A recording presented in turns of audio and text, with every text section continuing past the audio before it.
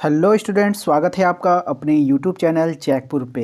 तो बच्चों, काम करो ऐसा कि एक पहचान बन जाए, हर कदम ऐसा चलो कि निशान बन जाए। ये ज़िंदगी तो हर कोई काट लेता है, ज़िंदगी जियो इस कदर की मिसाल बन जाए। तो बच्चों, आपको इसी तरह से मेहनत अच्छे से करना है और अपने मैट्रिक के परीक्षा में अच्छे नंबर से पास करना है। तो आज हम आपके लिए लेकर के आए हैं साइंस का ऑब्जेक्टिव का आपका सेट 1 लेकर के आए हैं। ठीक है, काफ़ी इंपॉर्टेंट सवाल को शामिल किया गया है और आपको इसी वीडियोस में सभी सवालों को याद करा दिया जाएगा ताकि आपके एग्ज़ाम में अच्छा परफॉर्मेंस हो सके। तो बच्चों, चलेंगे अपने डायरेक्ट सवाल की ओर। वीडियो शुरू करने से पहले आप लोगों से निवेदन है, यदि आप हमारे वीडियो पे चैनल पे पहली बार आए हैं तो चैनल को सब्सक्राइब करना नहीं भूलिएगा। अगले वीडियो के नोटिफिकेशन को और वीडियो को लाइक ज़रूर कर दीजिए, क्योंकि आपके लाइक के कारण ही हम आपके लिए वीडियोज़ बना पाते हैं। तो चलेंगे डायरेक्ट सवाल की ओर। तो देखिए, पहला सवाल क्या है। हमारा पहला सवाल है बच्चों, इसमें कह रहा है कि दिष्ट धारा की आवृत्ति क्या होती है। दिष्ट धारा, ठीक है। तो दिष्ट धारा, इसको ध्यान में रखेंगे, सवाल में आपसे पूछा जाएगा दिष्ट धारा, इसकी आवृत्ति पूछ रहा है। तो बच्चों, इसकी आवृत्ति होती है शून्य। क्या होती है बच्चों? शून्य। इसकी आवृत्ति होती है शून्य। ऑप्शन नंबर ए इसका बिल्कुल सही जवाब होगा।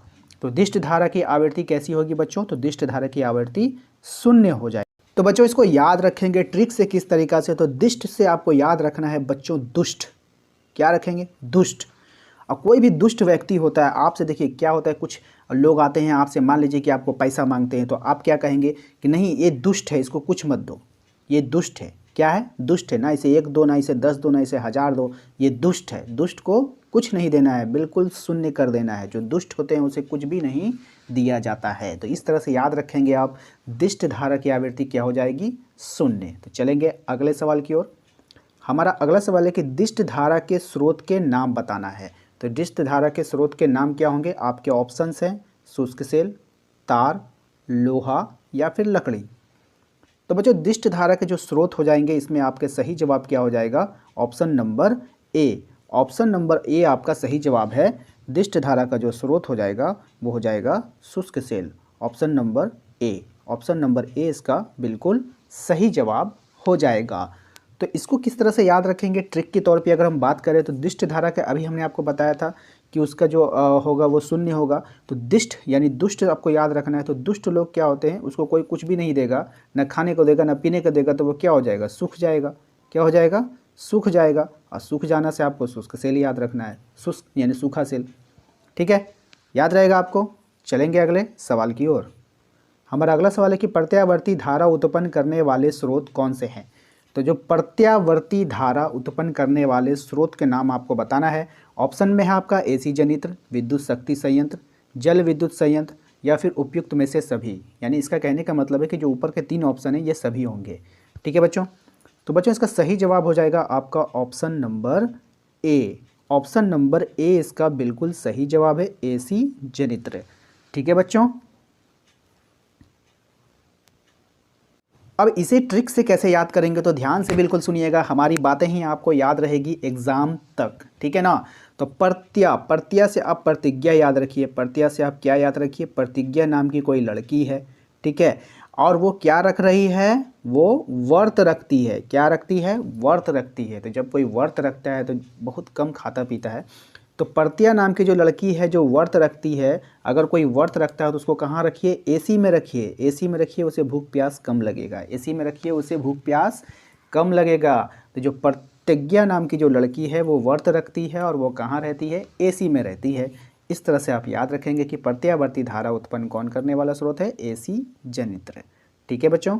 चलेंगे अगले सवाल की ओर। अगर वीडियो पसंद आ रहा है बच्चों तो वीडियो को लाइक कर दीजिएगा। कोशिश रहेगी कि आपको सभी सवाल इसी वीडियोस में याद करा दिया जाए और अगली वीडियोस हम आपके लिए बना पाएँ तो ज़रूरी हो जाता है कि आप हमारे वीडियो को लाइक कर दीजिए। अगर आप लाइक करेंगे तो आपके लिए इसी तरीक़े से ट्रिक के साथ आपके लिए वीडियोज़ लाया जाएगा।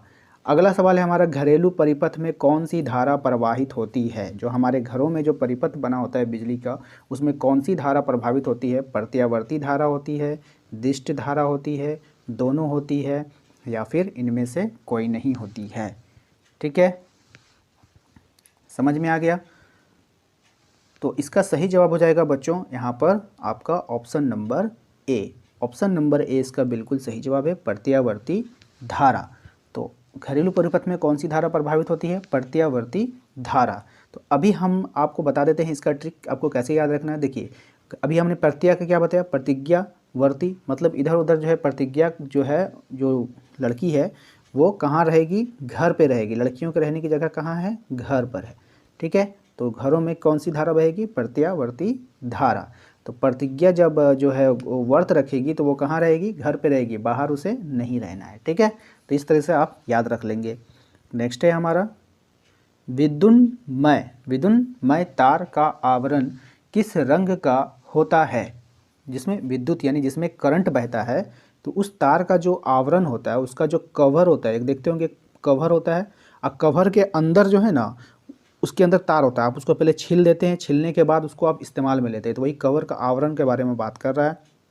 तो जिसमें करंट बहता है, तो बच्चों जिसमें करंट बहता है तो वो लाल रंग का होता है। ठीक है, मेन लाइन होता है उसमें, है ना, वो लाल रंग का होता है। देखिएगा आप, वो उसमें मेन करंट होता है, यानी जिसे हम लोग गर्म तार बोलते हैं ना, गर्म तार बोलते हैं, तो वो लाल रंग का होता है। ऑप्शन नंबर ए इसका बिल्कुल सही जवाब हो जाएगा। और इसे आप ट्रिक से याद क्या रखिएगा, ये तो बिल्कुल बेसिक सी बात है कि जो विद्युन्मय तार होता है उसका आवरण जो होता है वो लाल रंग का होता है, उसमें करंट होता है, उसमें मेन लाइन आता है ना, जब उसमें आप चेक करेंगे टेस्टर वगैरह से तो वो लाल बत्ती जलेगा। ठीक है, नेक्स्ट पे चलते हैं। अगला सवाल है हमारा, उदासीनता का आवरण किस रंग का होता है। अब देखिए उदासीनता का मतलब न्यूट्रल होता है। ठीक है, उसमें हम लोग क्या बोलते हैं, अर्थ बोलते हैं, जिससे हम लोग का अर्थ आता है। उसमें आप टेस्टर लगाइएगा तो कोई भी लाइट उसमें नहीं जलता है ना, कोई भी लाइट नहीं जलता है। तो उसका आवरण यानी उसका जो कवर होता है, आपको बताना है कैसा होता है, लाल होता है, काला होता है, हरा होता है या सभी होता है। तो बहुत सारे बच्चों को कन्फ्यूज़न होगा कि सर हरा भी हो सकता है, लेकिन बच्चों इसका जो एग्जैक्ट जवाब होगा, जो सही जवाब होता है वो क्या होता है, वो काला होता है। क्या होता है, काला होता है। जो अर्थ होता है ना, अर्थ का तार हमेशा काला होगा। ठीक है, तो काले रंग का कवर वाले तार को हम लोग अर्थ में डालते हैं, और जो लाल रंग के कवर वाले तार को हम लोग गर्म लाइन में डालते हैं, जो कि आपका मेन लाइन कहलाता है। ठीक है ना, तो यहाँ पे बच्चों आप समझ गए आपके क्या जवाब हो जाएगा, तो इसका काला जवाब हो जाएगा। ऑप्शन नंबर बी बिल्कुल सही जवाब होगा। ठीक है बच्चों, अगले सवाल की ओर चलें। हमारा अगला सवाल है बच्चों, विद्युत धारा उत्पन्न करने के लिए किस यंत्र का प्रयोग किया जाता है। तो विद्युत धारा उत्पन्न करने के लिए कौन से यंत्र का हम प्रयोग करेंगे, जनित्र, मोटर, एसी या फिर कूलर।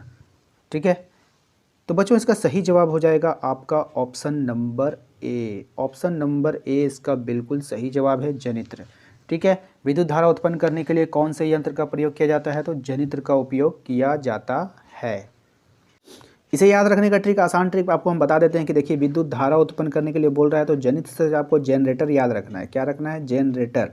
तो आपने देखा होगा शादी ब्याह समारोह में जनरेटर लगाया जाता है। तो जनरेटर क्या करता है, विद्युत धारा उत्पन्न करता है, उससे बिजली उत्पन्न होती है, जिससे लाइटें जलती है, पंखा चलता है। तो आपको याद रखना है जनित्र से जनरेटर। इससे आपको याद हो जाएगा कि विद्युत धारा उत्पन्न करने वाला यंत्र क्या है, जनित्र है। ठीक है बच्चों, अगला सवाल की ओर चलते हैं। अगला सवाल है हमारा, एक युक्ति का नाम बताइए जो विद्युत चुंबकीय प्रेरण की घटना पर कार्य करता है ना। एक युक्ति का नाम बताना है जो विद्युत चुंबकीय प्रेरण की घटना पे कार्य करता है। इस सवाल को हम समझाएंगे आपको, ठीक है ना, तो वीडियोस में बने रहिएगा, शुरू से लेकर अंत तक वीडियो को स्किप नहीं करना है। हर एक सवाल काफ़ी इंपॉर्टेंट होगा आपके बोर्ड एग्जाम के लिए। ठीक है, और हमारे चैनल पे जो है ना आपके बोर्ड एग्जाम का गणित भी अपलोड किया जा रहा है। तो एक जो मुख्य गणित है उसे हम अपलोड कर रहे हैं, उसे भी ज़रूर जाकर देख लें, क्योंकि एक एक गणित 5-5 नंबर का पूछा जाएगा। तो आप जाकर देख लें, ठीक है ना। अगर आपको नहीं देख पा रहे हैं तो आप प्लेलिस्ट पे जाइए, प्लेलिस्ट पे जाकर देख सकते हैं। आपको वीडियो आपको जो है वीडियो के डिस्क्रिप्शन में क्लास 10 का प्लेलिस्ट का लिंक दे दिया जाएगा, आप वहाँ पर जाकर देख सकते हैं। ठीक है बच्चों, तो चलिए देखते हैं क्या कह रहा है सवाल हमारा। एक युक्ति का नाम बताना है जो विद्युत चुंबकीय प्रेरण की घटना पे कार्य करता है। तो बच्चों उस युक्ति का जो नाम क्या है, उस युक्ति का नाम है हमारा विद्युत जनित्र। क्या है, विद्युत जनित्र, है ना। देखिए जो जनित्र होता है ना वो विद्युत चुंबकीय प्रेरण के सिद्धांत पे कार्य करता है। जब वो करंट उत्पन्न करेगा तो उसके चारों बगल जो क्या होता है, चुंबक लगा होता है, और उसके बाद तांबा का कुंडली होता है। यही कुंडली घूमता है चुंबक के चारों ओर, जिससे बिजली उत्पन्न हो जाता है। ठीक है, तो वही विद्युत जनित्र हो जाएगा। ठीक है बच्चों, समझ में आ गया आपको। नेक्स्ट है हमारा 9 नंबर सवाल को देखिए ध्यान से। इसमें कह रहा है कि घरेलू परिपथ में अतिभारण तथा लघु पतन से बचने के लिए क्या उपाय किया जाता है। ठीक है, अब इसको समझना है आपको कि ये है क्या। तो घरेलू परिपथ यानी घर में जो हमारे जो बिजली की व्यवस्था होती है उसमें अतिभारण कभी कभी क्या होता है, शॉर्ट सर्किट हो जाता है या लघु पतन हो जाता है, लाइट कट जाता है अचानक से। ठीक है, बचने के लिए क्या उपाय किया जाता है। तो बच्चों आपको उसमें बताना है। फ्यूज का तार लगाया जाता है, लोहे का रॉड लगाया जाता है, एल्युमिनियम का तार लगाया जाता है, या इनमें से कोई नहीं। तो बच्चों इसका जो सही जवाब हो जाएगा आपका हो जाएगा option number A. Option number A इसका बिल्कुल सही जवाब है। फ्यूज का तार ही लगाया जाता है। जब वैसा कुछ शॉर्ट सर्किट होगा तो फ्यूज कट जाएगा या फ्यूज गल जाएगा, तो यही आपका सही जवाब हो जाएगा, फ्यूज का तार लगाया जाता है। तो उम्मीद करते हैं कि इसमें आपको कोई ट्रिक की ज़रूरत नहीं है। जहाँ ट्रिक की ज़रूरत लगती है हम वहाँ पर ट्रिक आपको बता देते हैं। ठीक है बच्चों, चलिए नेक्स्ट सवाल की ओर चलेंगे। हमारा अगला सवाल देख लेते हैं। हमारा अगला सवाल है बच्चों, घरों में प्रयोग होने वाले उपकरण मेंस से किस प्रक्रम में जोड़े जाते हैं। यानी कि देखिए, लाइनिंग जो होता है, जो लाइट का जो कनेक्शन होता है वो सामान्यतः दो क्रम में होता है। एक होता है समानांतर में, एक होता है श्रेणी में। ठीक है, तो घरों की जो लाइटिंग है वो दो क्रम में होंगी, एक समानांतर एक श्रेणी। तो इसमें जो घरों में जो लगाया जाता है बच्चों, तो वो होता है हमारा समानांतर क्रम में। कौन से क्रम में होता है? समानांतर क्रम में होता है। इसलिए इसका सही जवाब हो जाएगा ऑप्शन नंबर ए। और इसे याद रखने का आपका आसान ट्रिक यही है कि अगर घर में सबको एक समान आप नहीं जोड़ेंगे तो शॉर्ट सर्किट हो जाएगा। सभी तारों को एक समान आपको जोड़ना होगा। ठीक है, यानी अर्थ को अर्थ में जोड़िए, मेन लाइन को मेन लाइन में जोड़िए, यानी कि समांतर क्रम में जोड़िए। ठीक है ना। जैसे कि आप पंखा है, बल्ब है, CFL है, ट्यूबलाइट है।